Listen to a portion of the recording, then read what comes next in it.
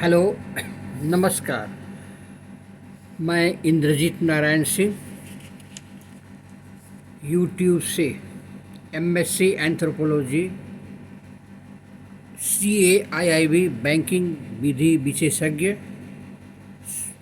LLB संविधान विशेषज्ञ। आज मैं राष्ट्रपति चुनाव के बारे में बताऊंगा। भारत के राष्ट्रपति का चुनाव कैसे होता है, सुनिए। राष्ट्रपति और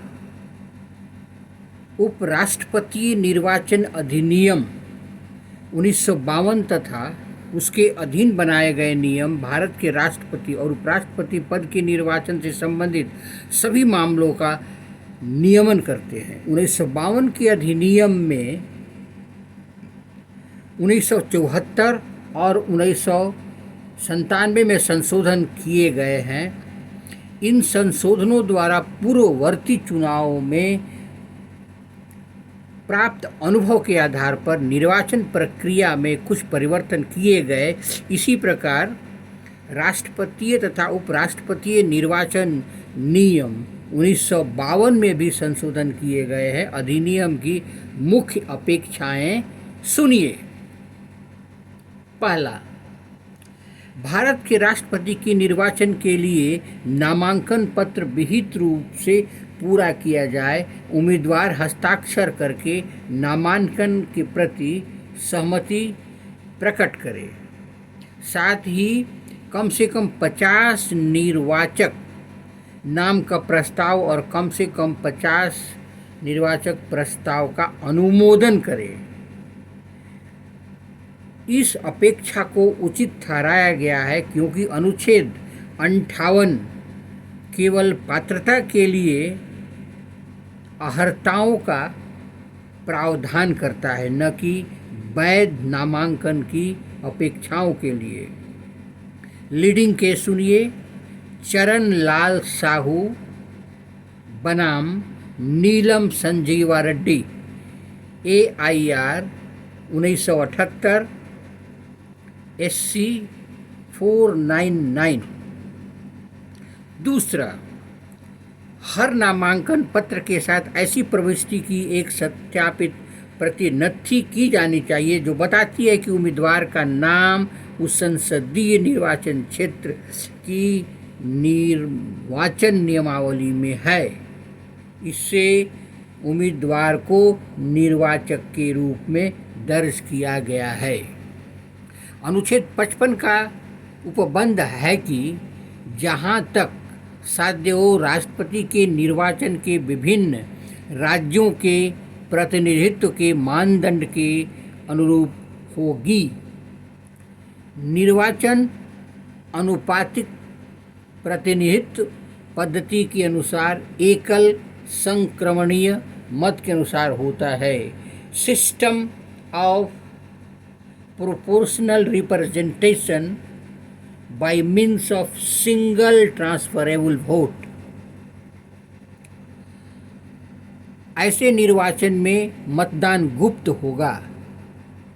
अनुच्छेद यह प्रावधान भी करता है कि राज्यों में आपस में ऐसी एकरूपता तथा समस्त राज्यों और संघ की समतुल्यता लाने के लिए संसद और प्रत्येक राज्य के विधानसभा का प्रत्येक निर्वाचित सदस्य ऐसे निर्वाचन में जितने मत देने का अधिकारी है उनकी संख्या निम्न रीति से निर्धारित की जाएगी। क, किसी राज्य की विधानसभा में प्रत्येक निर्वाचित सदस्य के उतने मत होंगे जितने कि 1000 के गुणित उस भागफल में हो जो राज्य की जनसंख्या को उस विधानसभा के निर्वाचित सदस्यों की कुल संख्या में भाग देने पर आए। ख, यदि 1000 के उक्त गुणितों को लेने के बाद शेष 500 से कम नहीं है तो उपखंड क के निर्दिष्ट नियम के अनुसार प्रत्येक सदस्य की संख्या में एक और जोड़ दिया जाए। उदाहरण, राज्य की कुल जनसंख्या 4,35,02,708 है। विधानसभा में निर्वाचित सदस्यों की संख्या 294 है। प्रत्येक के लिए वोटों की संख्या 4,35,02,708। 1,000 गुना 294 बराबर 147.96 या 148। ग, संसद के प्रत्येक सदन के प्रत्येक निर्वाचित सदस्य के मतों की संख्या वह होगी जो उपखंड क और उपखंड ख में निर्धारित राज्यों की विधानसभाओं के सदस्यों के लिए नियम कुल मतों की संख्या को संसद के दोनों सदनों के निर्वाचित सदस्यों की कुल संख्या से भाग देने पर आए, जिसमें आधे से अधिक भिन्न की एक गिना जाए तथा अन्य भिन्नों की उपेक्षा की जाएगी। उदाहरण के लिए, राष्ट्रपतीय निर्वाचन के वास्ते निर्वाचक नामावली में यदि सदस्यों की संख्या 4,448 हो तो ब्यौरा इस प्रकार होगा: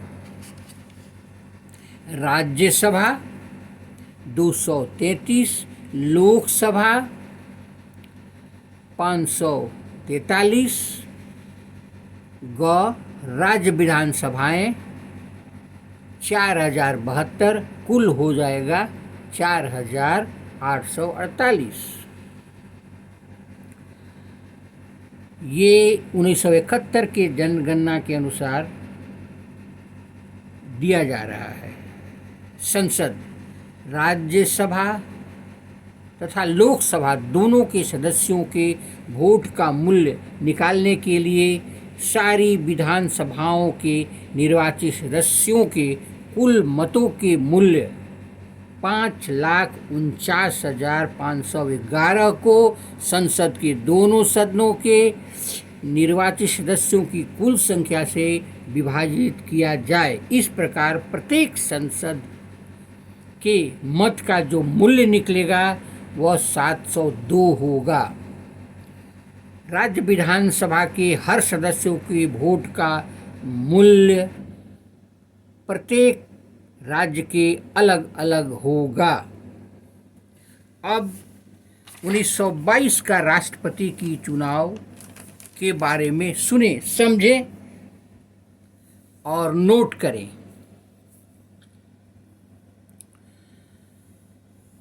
राष्ट्रपति चुनाव 2022।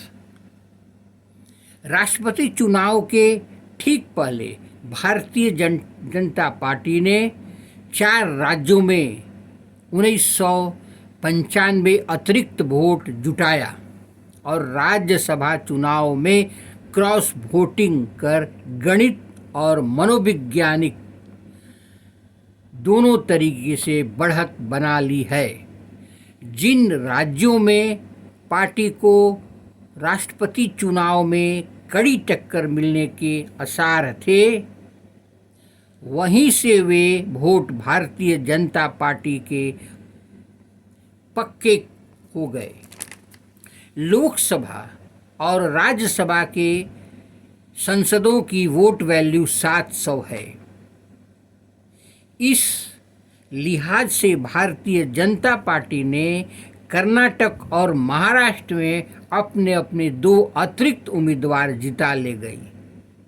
मतलब 1400 अतिरिक्त वोट जोड़ दिए। महाराष्ट्र में भारतीय जनता पार्टी ने 2 विधायकों को अपने पक्ष में ले लिया। यहाँ एक विधायक का वोट का वैल्यू 175 है, मतलब 350 अतिरिक्त वोट यहाँ मिला। हरियाणा में निर्दलीय उम्मीदवार को समर्थन देकर भारतीय जनता पार्टी उसे जिताने में कामयाब रही। इसके लिए कांग्रेस के एक विधायक का वोट भारतीय जनता पार्टी अपने पाले में ले गई। हरियाणा में एक विधायक का वोट 112 है। इस तरह 812 अतिरिक्त वोट भारतीय जनता पार्टी ने पक्का किया। कर्नाटक में राज्यसभा में एक अतिरिक्त उम्मीदवार को जेडीएस के 2 विधायकों के क्रॉस वोट के जरिए भारतीय जनता पार्टी जिता ले गई।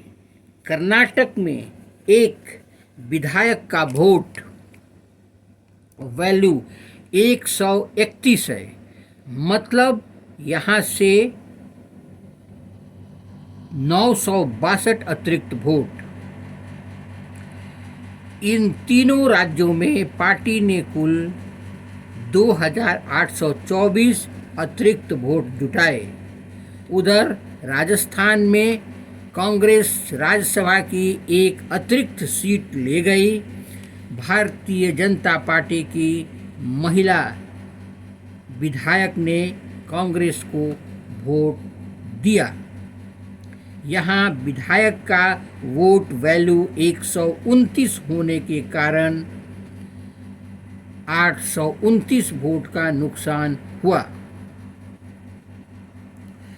जुटाए अतिरिक्त 2824 वोटों में 829 वोट घटा दे तो भारतीय जनता पार्टी को 1995 वोट का फायदा साफ दिख रहा है। इस बीच बिहार के सीएम नीतीश कुमार ने सोमवार को अपनी उम्मीदवारों की अटकलों पर विराम लगा दिया। शेयर वोट सुने। एनडीए में भारतीय जनता पार्टी का 42%, सहयोगी 6%, कुल 48%। Vote share UPA Congress 13.5%,